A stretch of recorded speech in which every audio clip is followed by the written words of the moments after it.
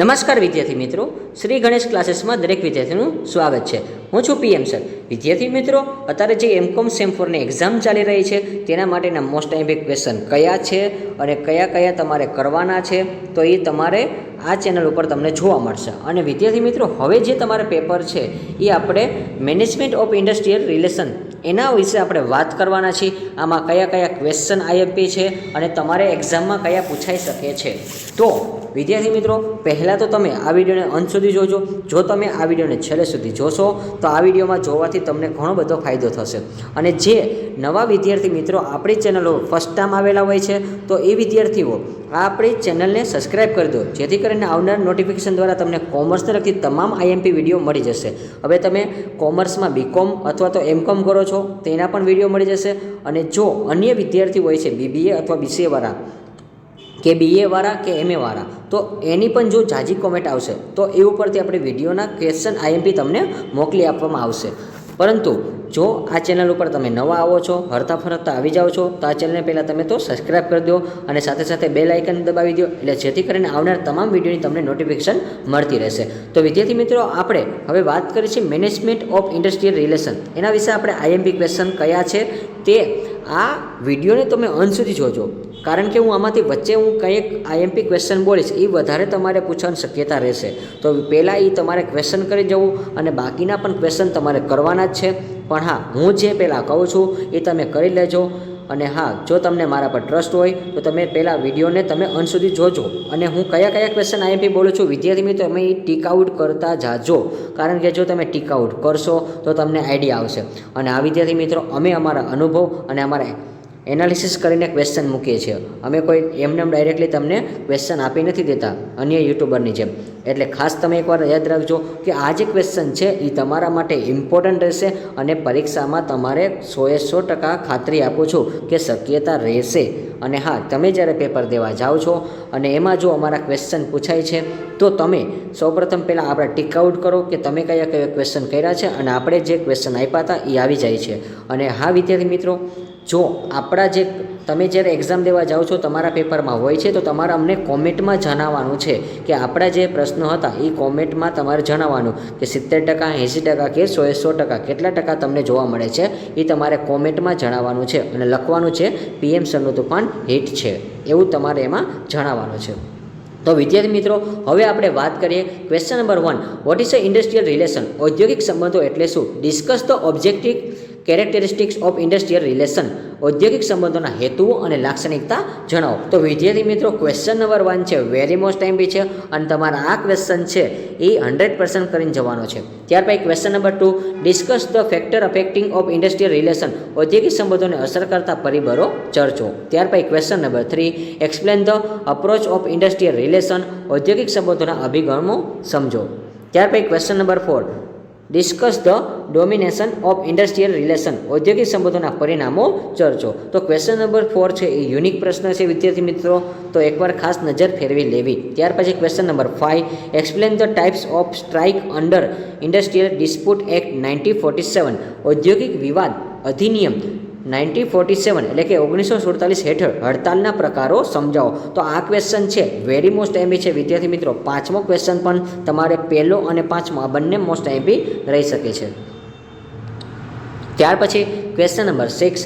Explain the provision of strike under industrial dispute act 1947. ઔદ્યોગિક વિવાદ અધિનિયમ 1947 હેઠળ હડતાલની જોગવાઈઓ વર્ણવો. Question number 7. State the function of national industrial tribunal. રાષ્ટ્રીય ઔદ્યોગિક ટ્રિબ્યુનલના કાર્યો જણાવો. તો ક્વેશ્ચન નંબર 7 છે વિદ્યાર્થી મિત્રો, એ પણ ઇમ્પોર્ટન્ટ રહેશે અને અગત્યનો રહેશે. ત્યાર પછી વિદ્યાર્થી મિત્રો,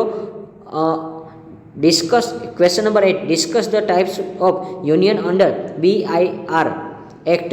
BIR એક્ટ અન્વયે યુનિયનના પ્રકારો ચર્ચો. તો ક્વેશ્ચન નંબર 8 પ્રશ્ન છે, એટલે 8મો જે પ્રશ્ન છે એ યુનિક પ્રશ્ન છે વિદ્યાર્થી મિત્રો અને અગત્યનો આવી શકે છે, કારણ કે યુનિક ક્વેશ્ચન પણ ક્યારેક ક્યારેક પૂછાઈ શકે છે. તો મેં તમને ટોટલ 2 યુનિક પ્રશ્ન આપેલા છે, 4 અને 8. ત્યાર પછી ક્વેશ્ચન નંબર 9.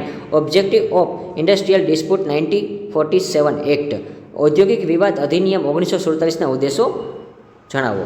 ત્યાર પછી question number 10, state the duties of conciliation officer under Indian dispute 90 act.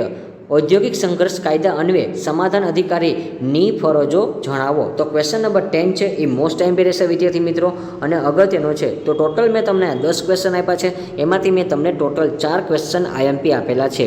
હું બોલી ગયેલો છું, તો તમારે એકવાર રિવાઇઝ કરી લેવો વિડીયોને, એટલે જેથી કરીને તમને આઈડિયા આવશે. સામે તમે ટીક આઉટ કરતા જાઓ વિદ્યાર્થી મિત્રો, કે કયા કયા ક્વેશ્ચનના હું આઈએમપી બોલું છું એ તમે લખતા જાઓ, એટલે જેથી કરીને તમને આઈડિયા આવશે. અને ઘણા બધા વિદ્યાર્થીઓની કોમેન્ટ હોય છે કે સર અમારી પાસે જે સજેશન છે એમાં તમને આ વિડીયો આ જે ક્વેશ્ચન છે એ અમને આઈએમપી મળતા નથી. પરંતુ વિદ્યાર્થી મિત્રો આ ટેક્સ્ટબુક છે, તો ટેક્સ્ટબુકને પણ તમારે પ્રાયોરિટી આપવાની છે. ટેક્સ્ટબુકને પ્રાયોરિટી આપો તો મોસ્ટ ઓફ ક્વેશ્ચન છે એમાંથી જ તમને જોવા મળે છે.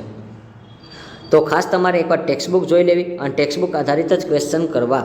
ત્યાર પછી question number 11, discuss the aims, needs, importance of employee welfare.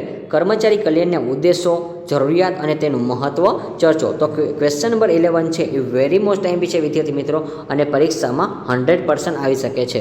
Question number 12, explain the scope and activities of HR welfare. કર્મચારી કલ્યાણની કાર્યક્ષેત્ર અને પ્રવૃત્તિઓ સમજૂતી આપો. તો ક્વેશ્ચન નંબર 12 છે એ પણ અગત્યનો છે, એટલે ક્વેશ્ચન નંબર 11 અને 12 વેરી મોસ્ટ એમપી રહેશે.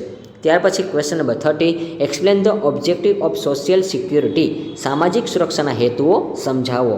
ત્યાર પછી question number 40, explain the objective and factor affecting social security. સામાજિક સુરક્ષાને અસર કરતા ઉદ્દેશો અને પરિબળો વિશે સમજાવો. તો ક્વેશ્ચન નંબર 40 છે એ પણ આઈએમપી રહેશે વિદ્યાર્થી મિત્રો, ખાસ તમારે કરીને જવાનો છે. ત્યાર પછી question number 50, explain the restrict of employment of women and children under factor act 1948. Factory અધિનિયમ 1948 અન્વયે મહિલા અને બાળકોના રોજગાર પર પ્રતિબંધો વિશે વિશેષ સમજાવો. તો ક્વેશ્ચન નંબર 50 છે એ પણ મોસ્ટ એમપી રહેશે. ત્યાર પછી question number 60, explain the various provision regarding health, safety, holiday and overtime under factory act 1948. કારખાના અધિનિયમ 1948 હેઠળ આરોગ્ય, સલામતી, રજાઓ તેમજ ઓવરટાઈમ અંગેના નિયમોની સમજૂતી આપો. તો ક્વેશ્ચન નંબર 60 છે એ પણ મોસ્ટ એમપી રહેશે. તો 14, 15 અને 16 આમાંથી તમારે ટોટલ, તમને જો એવું લાગતું હોય કે મારે આ 2 જ ક્વેશ્ચન કરવા છે તો એ પણ 2 કરીને જશો તો પણ તમારે આવી જશે. અને હા, વેરી મોસ્ટ એમપી તો 14 અને 15 એ વેરી મોસ્ટ એમપી રહેશે. અને 16મો જો તમને લાગતો હોય તો યુનિક પ્રશ્ન છે એ પણ આવી શકે છે, એટલે એ તમારે ટ્રાય કરી લેવી. અને ત્યાર પછી લાસ્ટ ક્વેશ્ચન છે short note 70, write a short note objective of factories act 1948. અને ફેક્ટરી પર તમારે ટૂંક નોંધ લખવાની છે. તો ટોટલ વિદ્યાર્થી મિત્રો મેં તમને 17 પ્રશ્ન આપેલા છે. અને હા, જો તમે સંપૂર્ણ રીતે આ જે મેં આપેલા પ્રશ્ન છે એમાં તમે તૈયારી કરીને જશો તો હું ડેફિનેટલી તમને કહું છું કે તમે આરામથી ઇઝીલી પાસ થઈ જશો. અને હું શ્યોરિટી આપું છું કે તમે કાલનું જે પેપર જોશો તો તમને લાગશે કે આ તો પીએમ સરનું જ આઈએમપી પ્રશ્ન છે, બધા એ જ પ્રશ્ન પૂછાય છે. તો મેં જે પ્રમાણે તમને કીધું છે વિદ્યાર્થી મિત્રો એ પ્રમાણે તમારે સંપૂર્ણ તૈયારી કરીને જવાની છે. કારણ કે તમે પીએમસીના વિદ્યાર્થીઓ તો તમારે પેપર જોઈને બીવાની જરૂર છે નહીં. અને હા, તમને જે ક્વેશ્ચન આપેલા છે ટોટલ મેં 9 પ્રશ્ન આઈએમપી બોલેલો છું. તો તમારે એકવાર વિડીયોને રિવાઇઝ કરી લેવો, કયા કયા મોસ્ટ આઈએમપી ક્વેશ્ચન હું બોલેલો છું એ તમારે યાદ રાખવાના છે. અને હા, જો તમારે આ ક્વેશ્ચન એક્ઝામમાં પૂછાય છે તો તમારે કોમેન્ટમાં જણાવવાનું છે કે પીએમ સરનું તુફાન હિટ છે, એવું તમારે રાઇટિંગ કરવાનું છે. હજી એકવાર કહું છું, જો તમારે આ ક્વેશ્ચન આવે છે તો તમારે લખવાનું છે પીએમ સરનું તુફાન હિટ છે, એટલે જેથી કરીને અમને પણ મોટિવેશન મળશે. અને હા વિદ્યાર્થી મિત્રો, અહીંયા આપણો વિડીયો કમ્પ્લીટ થાય છે. આવી જ રીતે આપણે નવા વિડીયોના નવા ટોપિક સાથે મળતા રહીશું. ત્યાં સુધી આવજો.